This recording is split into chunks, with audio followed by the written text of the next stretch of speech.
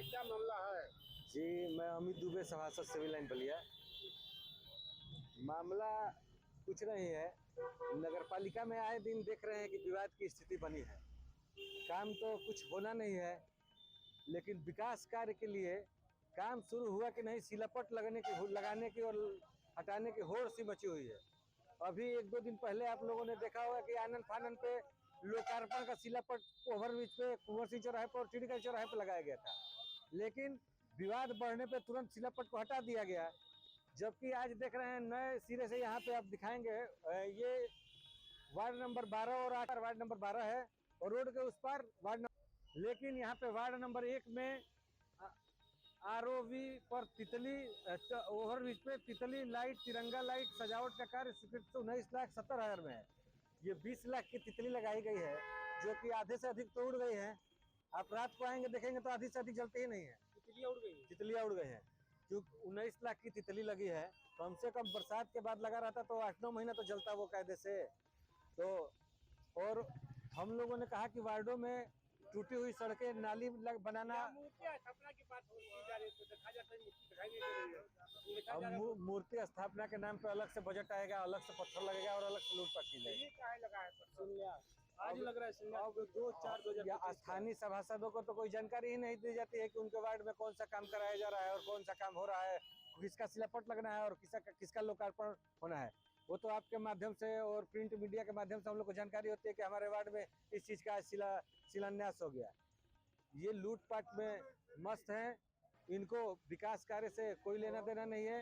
इनको ये बस चाहिए कि अपना जो बजट है, इन प्रकार कैसे भी बजट का भुगतान करा लिया जाए। अभी आपने देखा था कि इसी सेम कार्य का सिलापट ब्रिज के ऊपर लगा था, जिसमें स्पष्ट लोकार्पण शब्द किया गया था। लोकार्पण तभी किया जाता है जब कार्य पूरा हो जाता है, और जब लोकार्पण आपने कर दिया उसके बाद पत्थर हटा दिया, आज फिर शिलान्यास का पत्थर लग रहा है। तो 4 महीना अब अगस्त तक चल रहा है, ये अप्रैल का ये बोर्ड लग रहा है जी। तो ये बैक डेट में टेंडर निकाल के और खाना पूर्ति कर लिए होंगे, और आज ये सिलापट लगाने का इनको समय मिला है। यही दिक्कत है सर। ये 2008 नंबर में दिखाई दे रहा है, वो ब्रिज के नीचे पुलिस पर जी। और देखिए, जो यहाँ के जेईई हैं, जो संबंधित अधिकारी कार्य करा रहे हैं, अब जो मेजरमेंट कर रहे हैं, उनको देखना चाहिए कि भौगोलिक स्थिति में ये किस वार्ड के अंतर्गत आता है और किस वार्ड का यहाँ पत्थर लग रहा है। यहाँ तो पुलिस बूथ है, यहाँ पे मूर्ति दिखाई नहीं दे रही है। अब मूर्ति तो नहीं लगाई गई है, पता नहीं कब भविष्य में हो सकता है कि मूर्ति लगाना तो लगाएंगे। हमको तो इतना पता था कि ये 19 लाख की तितली ऊपर लगाई गई है, तिरंगा लाइट लगाई गई है, और ये स्टील की जो रेलिंग दिख रही है, लाइट दिख रहा है, वो दिखता है रात को थोड़ा बहुत घूम के देखेंगे तो आधा अधूरे दिखता है। वो लाइट है मतलब। हाँ, चूँकि लाइट कितनी कीमत? अब ये तो नगर पालिका के अकाउंटेंट साहब और जो यहाँ के वो है, टेंडर हुआ है, टेंडर बाबू है, वो बताएंगे कि कितनी की निविदा की गई थी और एक लाइट पर लाइट कितना कास्ट आ रहा है। क्योंकि 19,70,000 रुपए की टोटल लाइटें लगाई गए हैं।